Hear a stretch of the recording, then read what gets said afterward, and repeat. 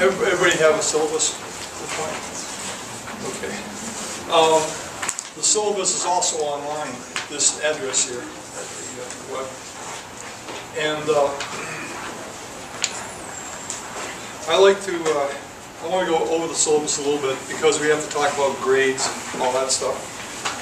But I have to tell you, this is, the way this course was listed is kind of confusing, and I want to clarify what's going on. There are two groups in here right now that registered for two different sections of this class, but it's really all one class. The only reason why they did it was because they couldn't figure out how to get that many people into this smaller room, so they couldn't over-register the room. So what they did was they made it two classes, and it kind of like, I don't know, it's all part of their bureaucratic stuff. But essentially, it's all one course. Whichever one you register for, it's treated the same way. It's not an e-learning course, but what I do is I have no attendance policy, except for the final exam. That's the only time you really have to be here is for the final exam. So you have a choice. You have two ways that you can actually do the class. You can come to it twice a week, or once a week, or whenever you please. Or you can watch it online at night. After every class, I put up a video, that video there. I put up a video of the class so that you can actually watch it after, not the same day, but that night after the class. So you have a choice. You can do it either way. And I'll tell you why I've done it this way. I want to explain this because it's the essence of what I'm trying to do here. If you take an e-learning class, and you decide partway through it that just isn't for you, and you just, all of a sudden, you just stop doing the work because you basically are not in the right place. There are people that need a classroom or want a classroom to keep moving. What happens is if you take that e-learning course, you're stuck with it. You either withdraw from it, but you can't do anything else. You're stuck with the course. If you register for a resident course, it's the same situation. If you decide that, well, I'm conflicting with one of my other courses, I'd like to do something else during that hour, you can't do that either. But you're stuck with it. In this course here, you have the option to change at will. You can either watch the videos or you can come to class. You can do either one. If you decide, and some people, I have people regularly every semester, there's not a lot of them, but there's some people who always feel like they aren't in college unless they're actually sitting in a classroom with other people and sort of talking about what we're doing. And so what they do is they choose to do it as a resident class. They just sit here through it. And then there's other people that I don't even recognize when they come to the final exam. I've never seen them before.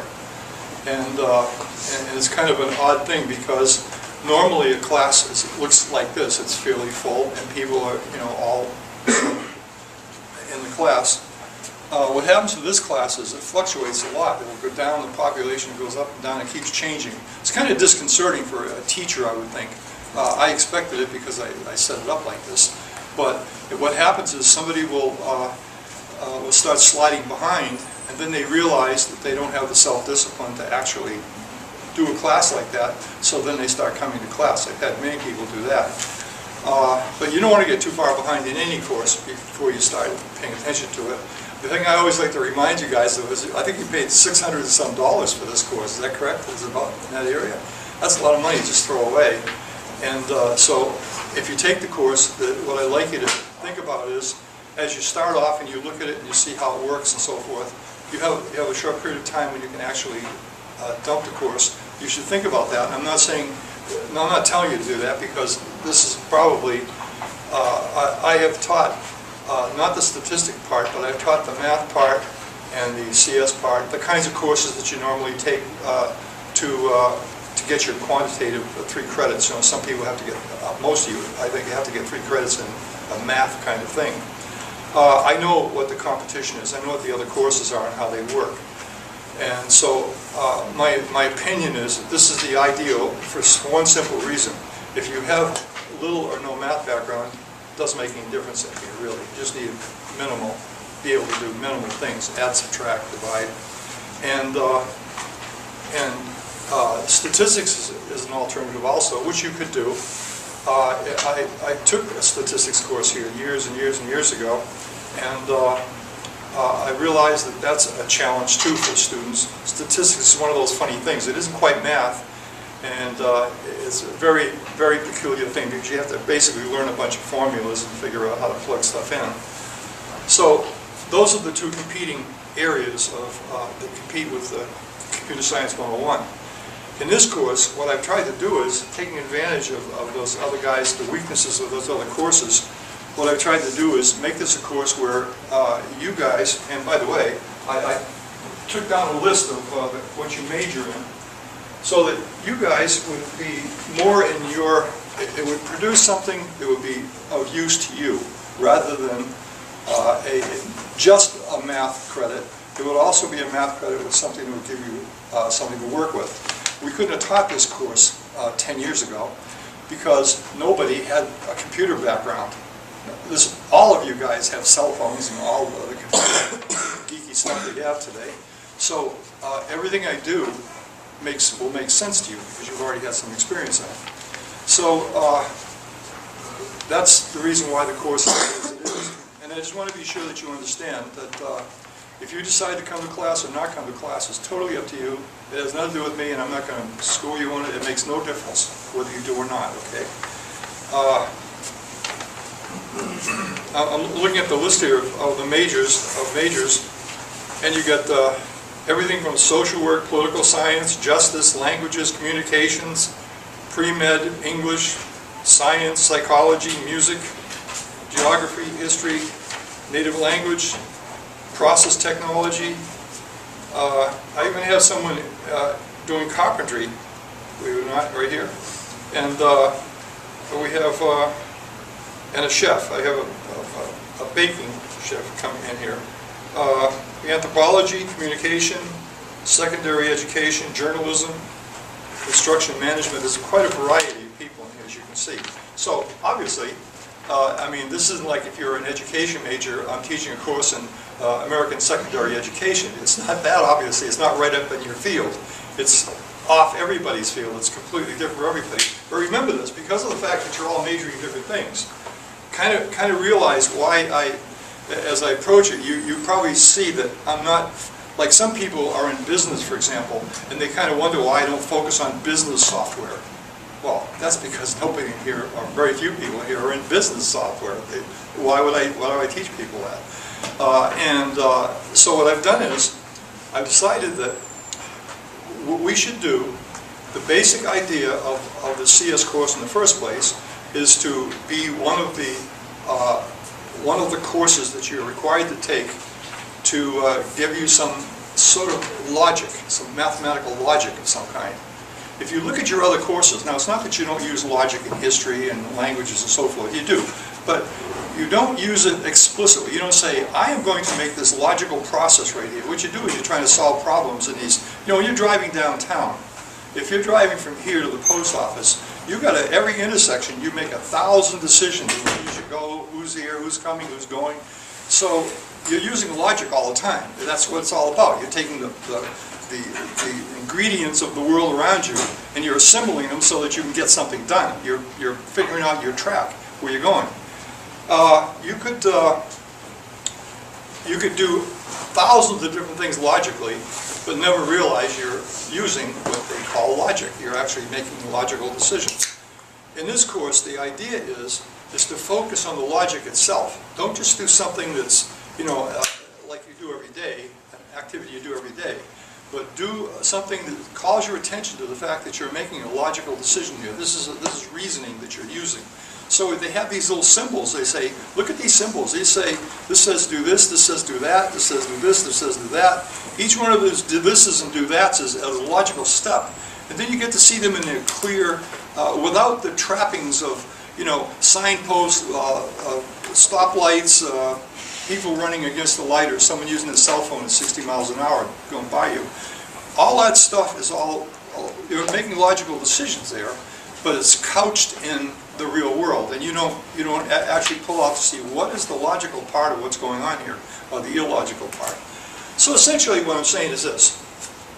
There's a background to this. Why what I have to do is I have to give you those logical processes, but at the same time, it doesn't have to be painful. It can be actually quite a lot of fun, and that's what I'm trying to do. I'm trying to give you the best of both worlds if I can. And so far, I've had relatively good success. I've had this course, this specific kind of course that we're running right now, I've run, I think this is a 6th semester, I believe. Now, I've taught this thing 1,000 years. I'm kidding. I've taught this thing a long time.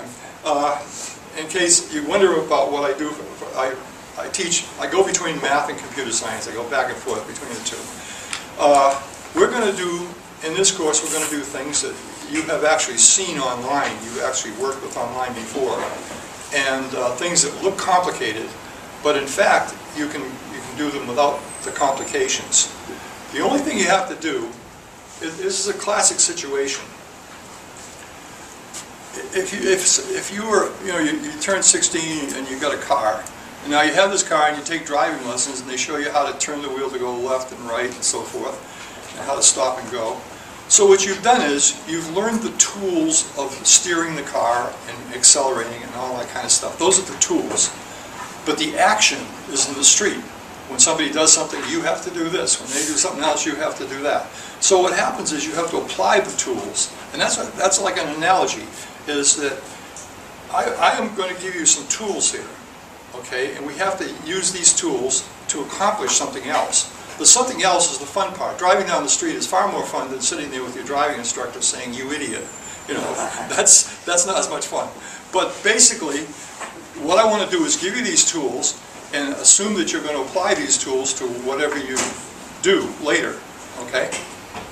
And so that's what the course is designed like. That's the point of it, and that's how it's trying to kind of operates. A couple of things I should mention to you, and this is one of the dangers of a course like this. Just like with e-learning, people start an e-learning course, and then they just peter out, don't go anymore, don't do anything anymore. They sort of lose it. Pretty soon the semester's over and they lost the $600 or whatever it is. It can happen in here too. You're majoring in something. You have a list, you're majoring in something. You have schoolwork where your teachers are going to be down on you saying, "I want that done," because you're not going to become a psychologist unless you learn this.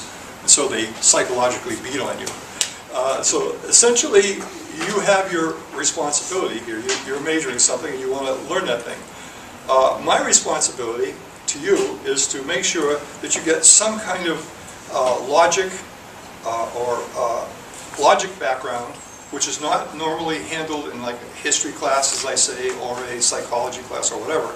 You get this logic, this cold logic class, and it can happen that your interests are over here, and this is over here, and you put this in the background, back burner it, and you back burner it to the point where you can't recover. I go little by little. It's like a little inchworm. We're moving little by little, but after a week, 2 weeks, 3 weeks, you're going to find out that that little adds up. It's like the old hair in the turtle. So, what I'd like to say to you is, don't throw your $600 away. If this turns out to be something totally alien to you, you'll know that this week. And if it's totally alien to you and you feel like this is going to be too much, get out of it as soon as possible, okay? Replace it with some other course. If you're going to go with it, I don't care if you come to class or not, but be sure to watch the videos. If you don't come to class, be sure to watch the videos.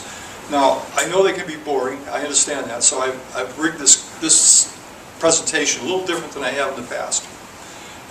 It's a 3-hour course a week, and normally in 3 hours you sit there and somebody waves their arms and talks at you, and pretty soon he snaps his fingers and says, "You will now wake up completely refreshed" at the end of the course, and you walk out. But it's not gonna be like that. What I'm going to do is I'm going to teach 1 hour on Tuesday, 1 hour on Thursday. And then what I'm going to do is I'm going to use the overhead and show you the web pages that I've set up to present various material, or I may do it another way, but basically I'm going to use the overhead. It's going to be a projection of the web page. What that does is it accomplishes 2 things. It gives you an hour of listening to my delivery, and then you take that and we'll apply it to something, and you'll see it applied to something. You'll see how it works, I can't make a video screen here, but I can bring it up. So that means that you have an hour of sitting around and then a half hour of watching these videos. If you decide, for any reason, that after I get through talking, you decide that you're going to watch those videos alone at home or somewhere else, you're welcome to leave. So in other words, you can actually come here for an hour and you can split, and I won't be offended in any way. And then what will happen is you have three choices then. You have a choice of coming to class and sitting through the entire class. You have a choice of not coming and doing everything online, or you have a choice of actually doing both. You come to class and then you do some part of it online. And so that gives you another option. And that's pretty much the way I'm going to do it. And I think it'll work out. E-learning is growing by all the time, and they've established from research that people, believe it or not, can't concentrate more than 15 minutes on something. And that's amazing, isn't it? I mean, I wonder how they watch big, long movies. I'm not sure if I believe everything they say, exactly. But let's say that people's concentration in a lecture like this, you might lose after a while. You might say, okay, and I've seen people with their eyes closed. They're dead now, but other than that, they fell asleep. They stayed up all night or whatever. And so it can happen that a class can be too long for you. So what I'm going to do is I want to make sure that doesn't happen. I want to make sure that, first of all, whatever I put on this board, you are going to use. Believe me, there's no frills. I actually just put down what you need to do and what you have to learn. And so it's worth paying attention. And as I say, you can do it at home. And so that's it. That's pretty much how this came to be. This class evolved. I've taught it for, first time I taught it was in 1994, I believe. And I taught it for a bunch of years, and then I didn't teach it. I taught math for a while, then I came back to it again. And this is the new rendition of the course. In the old days, as you can imagine, when you're teaching computing, I started teaching computing 40 years ago. 40 years ago, before your parents were born, probably. No, not that ago. But at that time, we were teaching how to use a word processor or a spreadsheet. There wasn't even an internet in those days that anybody knew about. DARPA had one, but it was secret. But we had to teach people the very basics: how to turn on a computer, how to, with the control thing, all that stuff. That's something you guys don't need. I mean, in high school, grade school, or along the way, I'm sure you have your own computers. You've seen all this stuff before. So I think that's another age. What I'm going to show you is something that I hope is, I know it's in the making, and I'm sure it'll be here before you graduate, or when you're graduating. And I want to give you a little bit to anticipate what's coming. What hasn't been exploited on the web so far is three-dimensional graphics. You have pretty graphics, there's nice web pages, there's WordPress, there's all this stuff. But what they have not done is the one where it's sort of like in a game where you can turn around. The web page itself, very few of them ever do that. Okay, and if they do it, they've gone to extraordinary lengths to make that happen. By the time you leave this class, you'll be able to create a 3D world, a web page, 3D web page that has whatever you want on it. You can put in whatever you want in it.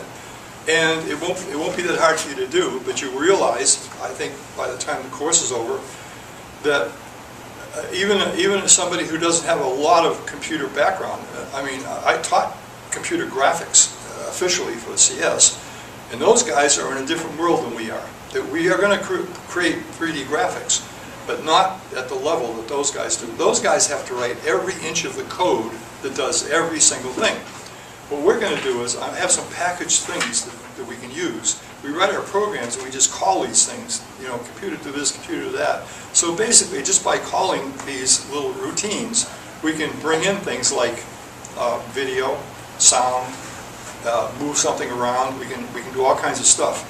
And so I'm counting on that to save you from the tedium of writing a program in every detail. So what it does is it's sort of like a little piece of software. It kind of gives you the ability to do it. And what you'll be able to create is a 3D world of your own choosing. And what I focus on is, I call it like the box, the room. We create a room, and in that room there's stuff that you can see and stuff that you can do. I keep it in the room for one reason. I don't leave it. It isn't like a free-flowing thing like a, like a game where you can wander 5,000 miles across the thing. And the reason why I do that is because whatever you would use a 3D graphics thing for in your field, whatever it is, you don't want the person using it to get outside the realm of what you're doing. In other words, if you had, suppose for example you were doing advertising, and you wanted to put an image of your store that you're advertising for, and you wanted to have stuff on the shelves and everything, which you can do. You could do that, cereal or whatever you're selling. You don't want the customer to come to your website and see that, and move around and be able to look at everything, and then make the mistake of moving through the wall and coming out the other side. So suddenly they aren't in your world anymore, and they realize, oh, this is just an image, In other words, everything you worked to do to make it look good is now destroyed because they went through the wall. So what happens is, I said, okay, what we have to do is we have to lock this world down so we're inside of it, and we can't get out. We don't want to let them out. But what's in there, you have control over. Whether they press buttons or do this or do that, whatever they do, you have total control over. And that's the reason why I kind of restrict what we're doing to this limited area. It's not because you can't make a bigger one, you can. But I just limit it to that in this course so that you'll have something useful for whatever you want to do. If you get into graphics enough, into this thing enough, and you want any special kinds of deals, and we don't get into it like for a few weeks anyway, I'll go with you. I can help you get through. If you want to make something that's more sophisticated than just what we're doing.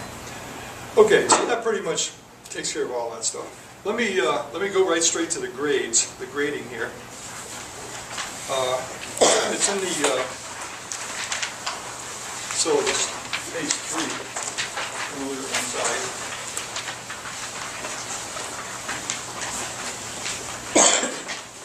Oh wait. How many people don't have one of these? Sorry. Don't hit that machine.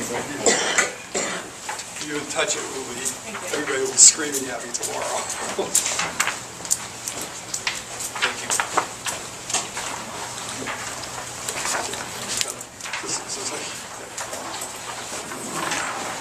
Again. Okay.